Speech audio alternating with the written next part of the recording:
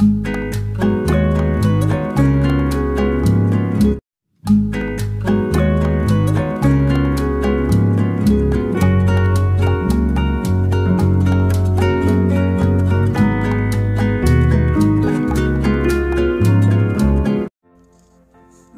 araw mga kaibigan.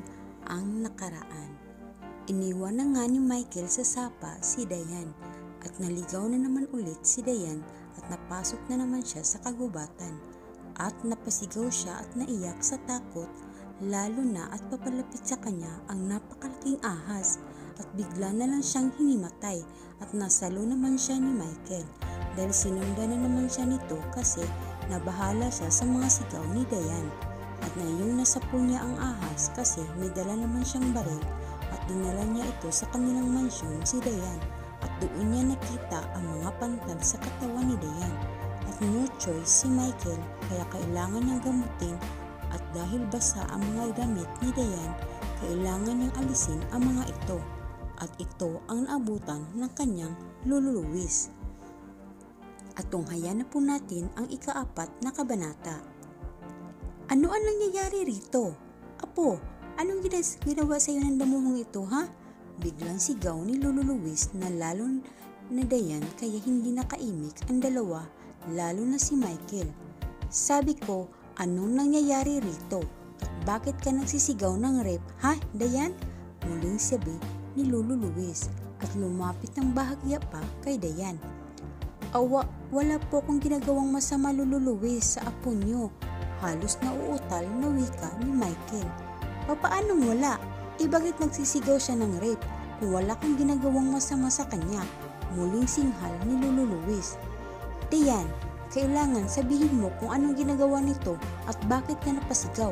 Nanggagalaiti sa galit na wika ni Lolo Luis.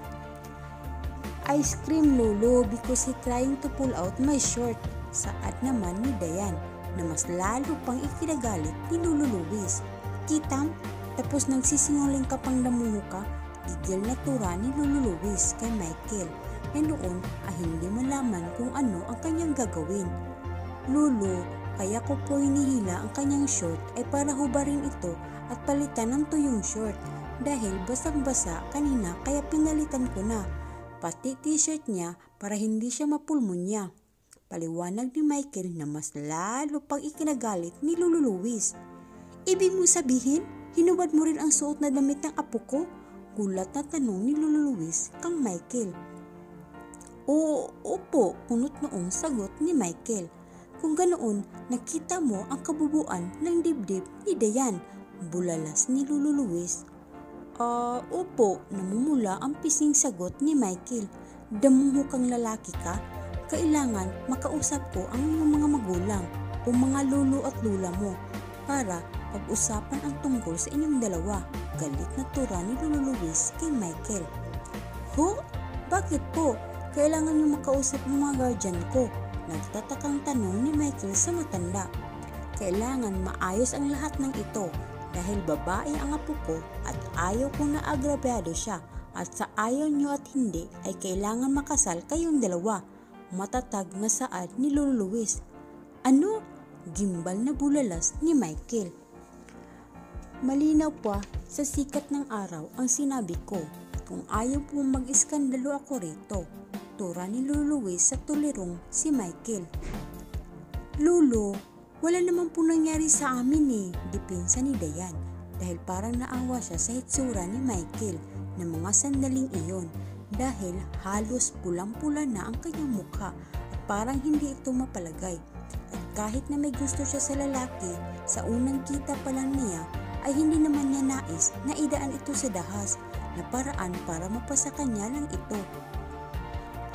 Tumigil ka, Diane, kung ayaw mo malaman pala niyong mga magulang ang nangyari itong sa inyo. Banta ni Lolo Luis kay Diane na agad naman tumahimik dahil sa pagkakamanggit pa lang ng kanyang mga magulang ay parang narinig na ni Diane ang dumadagundong na boses ng kanyang daddy. Lolo, sinabi lang ni Diane ang totoo, kaya wala po tayong dapat na ipag-alala dahil wala talagang namagitan sa amin ni Diane. Giit ni Michael na noon ay halos tagaktak na ang kanyang pawis sa kakapaliwanag sa matandang kausap. Ngunit pawang sarado ang kanyang isipan at nais na igiit ang kanyang gusto na siyang labis na ikinabahala ni Michael. Kung ano ang sinabi ko ay iyon ang masusunod. Tapos na ang usapan nating dalawa. Asan ang lolo at lola mo? Matatag na saad ni Lolo Luis. Sabay tanong kung nasaan ang mga lola at lolo nito. May pinuntahan po sandali. Matamlay na sagot ni Michael saka napadungo sa may bintana na parang naghahanap ng kakampi ng mga sandaling iyon. Hindi akalain ni Michael na sa ganito mauwi ang ginawa niyang kabutihan sa kanyang kapwa, kaya iling-iling na lang siyang lumabas habang panay ang buntong hininga dahil parang mapipikot pa yata siya sa wala sa oras. Diyos ko, ano ba itong napasok kong gulo? Ikaw na nga tumulong, ikaw pang magiging biktima. Bulong ni Michael sa sarili na narinig naman ni Dayan. Kaya lumapit ito sa bitata at samantalang si Lolo Luis ay bumaba para hagilapin ang mga may-ari ng mansyon. Michael, I'm so sorry. Don't worry. Kakausapin ko si Lolo para maliwanagan ang isip niya.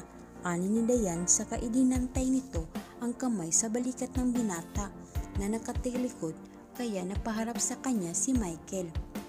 Wala kong balak na masama sa iyo, Dayan, at kaya ko ginawa iyon para sa kabutihan dahil baka mapulmonya ka, at kaya kita inalisan ng damit ay dahil sa pinunasan kita ng mainit na tubig dahil sa mga pantal-pantal sa iyong katawan, at nang maalala kong basang-basa ka dahil sa pagligo mo kanina sa sapa ay pinalatan ko ng basang t-shirt. Paliwanag ni Michael kay Dayan. Salamat, Michael. Pasensya ka na kung sumigaw ako kanina dahil nagulat talaga ako at hindi ko naman agad nakita ang iyong mukha, kaya akala ko ay rapist ka. Ani ni Dayan kay Michael na parang maiyak din sa ginawa ni Lolo Luis kay Michael. Kakausapin ko na masinsinan ang lolo pag hindi na mainit ang kanyang ulo para malaman niya ang totoo. Wika ni Michael sa kanya pabuntong hininga ito. Salamat, Michael, and I hope na maayos din ito para hindi ka mapipressure. Muling saad ni Dayan na noon ay naglandas ang mga luha nito sa nakikitang pag-alala sa mukha ni Michael. Okay lang yun, sige na, tahan ka na, palitan mo na yung short mo. Ani ni Michael sa kaniyakap si Dayan para aluin ito at sumiksik naman si Dayan sa may dibdib ni Michael habang hinahaplos-haplos naman ni Michael ang likod nito.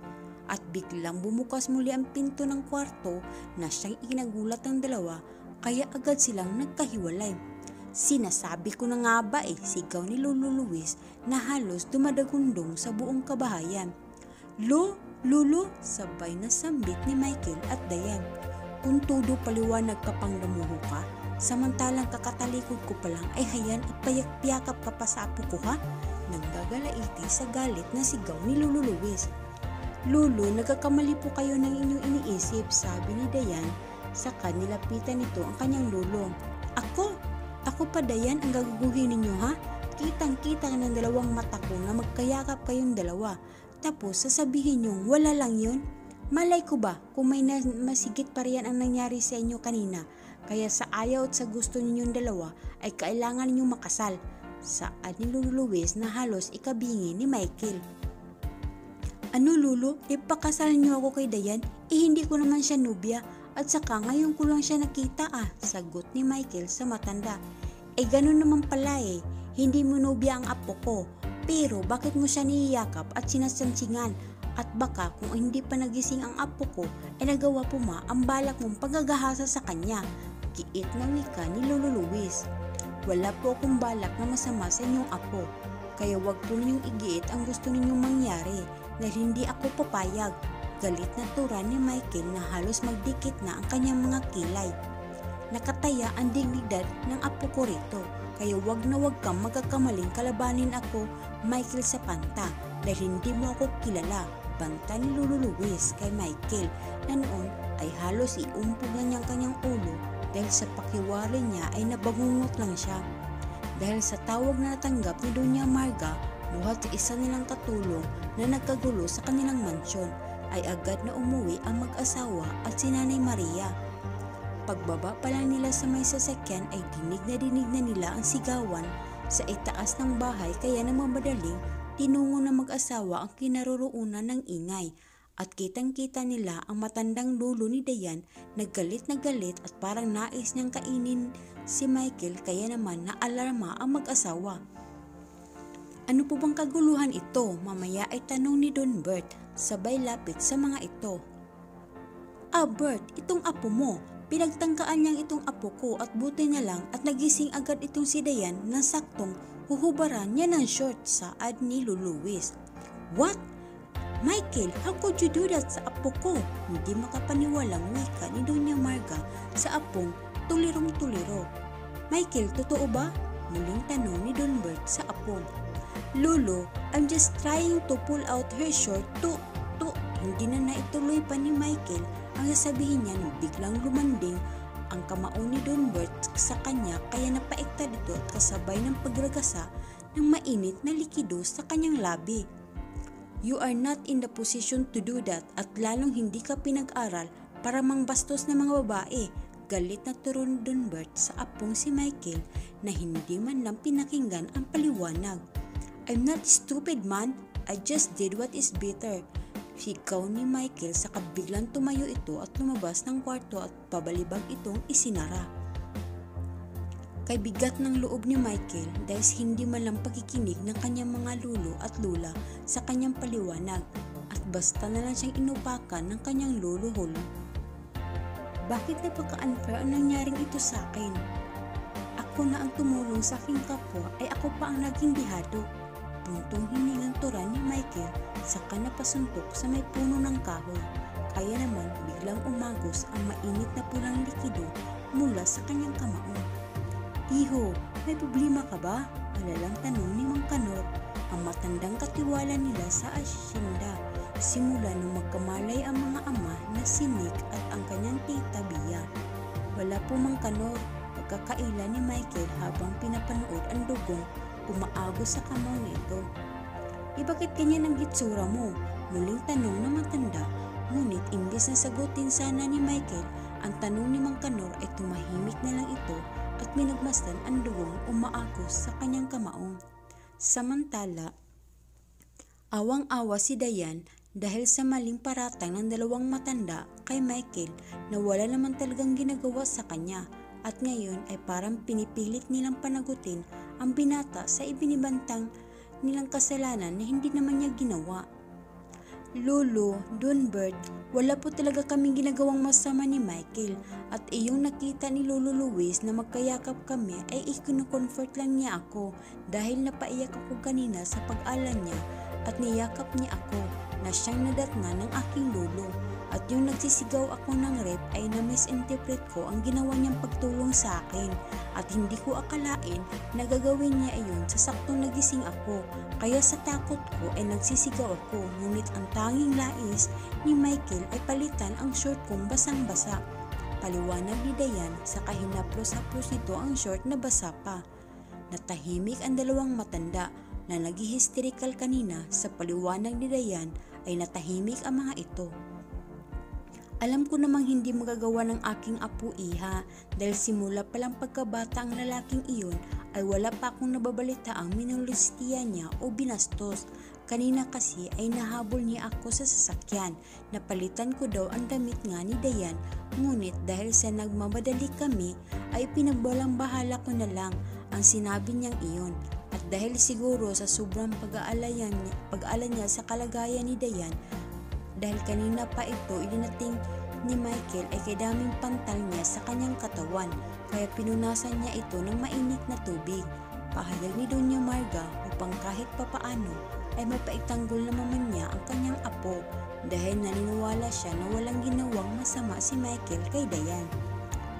Nahiya nga po ako kay Michael dahil una pa lang naming pagkikita ay nagkaproblema na agad siya sa akin, kaya humihingi po ako ng pasensya sa inyo dahil sa kaguluhang ito, at kung hindi sa akin ay hindi nyo nasaktan si Michael, kaya pupuntahan ko po siya upang makahingi ng dispensa.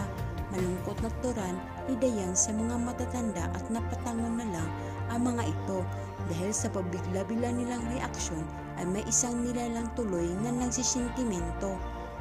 Kung yan ang makakabuti ay gawin mo apo dahil ako man ay nahiya rin sa inasal ko kay Michael. at hingi mo na rin ako ng tawad sa lalaking iyon. At naway, maintindihan ako ng batang iyon dahil sa bugso ng aking galit ay kung ano-ano na lang ang nasabi ko at nahihiya tuloy ako sa kanya. Anang ni Lolo Luis. Matapos masabi ni Dayan ang kanyang rason sa matatanda ay dali-daling bumaba siya sa bahay at hinahanap nito si Michael. Natagpuan niya sa hardin ang binata habang ang kamaong nito ay umaagos ang dugo na parang baliwala lang ito sa kanya. Samantalang siya ay parang biglang nanginginig ang kanyang kalamnan na makita ang pulang likido na umaagos sa kamaong ni Michael. "Oh my God, Michael!" Kinakilabutang saad ni Dayan na ang mukha nito ay namumutla na. "Don Mainet," pasinghal na sabi ni Michael, ngunit nang mapatingin sa mukha ng dalaga na putlang-putla ay bigla siyang nag-aalala. Ang daming dugo!" Pautal-utal na sigaw ni Dayan. At dahil iniiwas ni Michael ang kamay ay nagdurugo sa paningin ni Dayan dahil alam niyang takot ito sa dugo. Dahil putlang-putla na ang mukha nito ay hindi sinasadyang natalsikan ang kamay ng dalaga at nang mapatingin sa dugong tumalsik sa kamay niya ay bigla itong napatili ng malakas kasabay noon ang pagbagsak niya at buti na lang naagapan siya ni Michael at hindi siya diretsong bumagsak sa lupa. Iling-iling na binuhat ni Michael ang dalagang walang malay at saka muling ipinasok sa loob ng bahay at sakto namang naroroon sa sala ang tatlong matanda. Kaya nagulat sila ng karga-karga ni Michael si Dayan na walang malay tao. "Apo, ano nangyari kay Dayan?" alalang tanong ni Doña Marga. Saka agad na dinaluhan ang dalaga matapos mailapag ni Michael sa may sofa. At saka kumuha ng mainit na tubig upang mapunasan upang magkamalay tao. "Takot pala siya sa dugo," sagot ni Michael nang magbalik ito sa may dalang palanggana na may lamang tubig na mainit at dimpo. "Ay naku iho, talagang takot yan sa dugo," sang-ayon ng wika ni Lolo Luis na para bang baliwala ang mga nangyari kanina lang. "Paano naman yung kamay mo, Michael?" Maya-maya ay tanong ni Don Bert sa apo.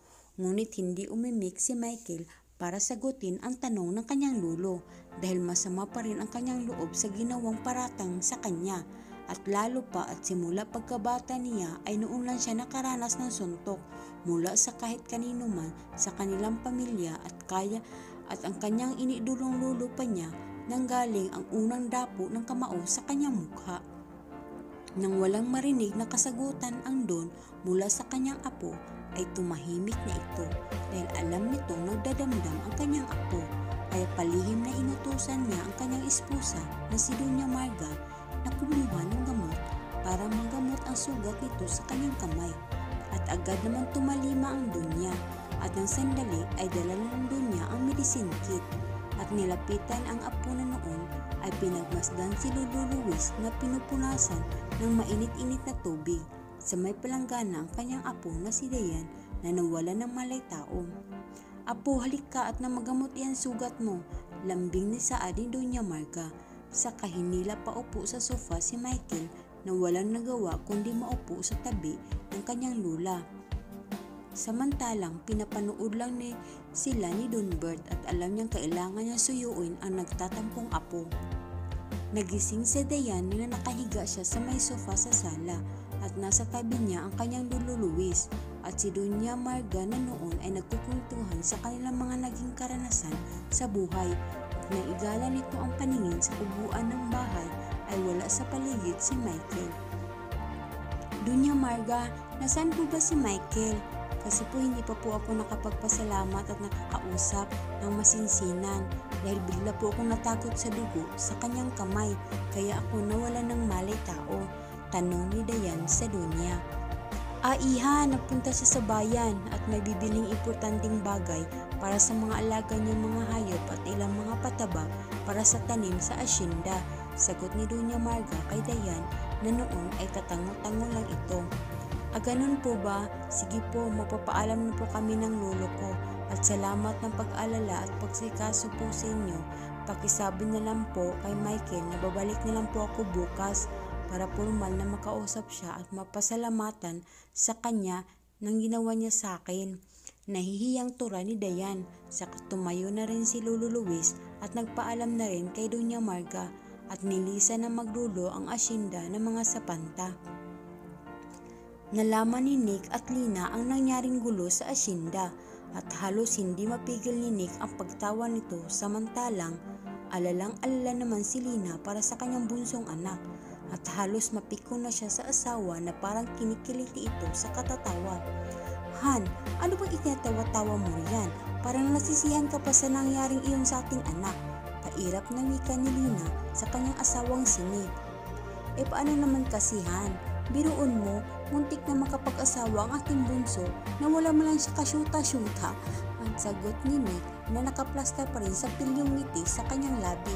Ano nakakatawa ron? Ani ni Lina. It means Han na makamandag talaga ang lahi ko dahil kahit sa isang tingin lang anak ko ay muntik na siyang mapikot nang wala sa oras. Iba talaga ang magagandang lalaki dahil talagang pagpipilihan ng mga kababaihan. Pagmamayabang na sabi ni Nick na siyang dahilan upang mapaisnid si Lina.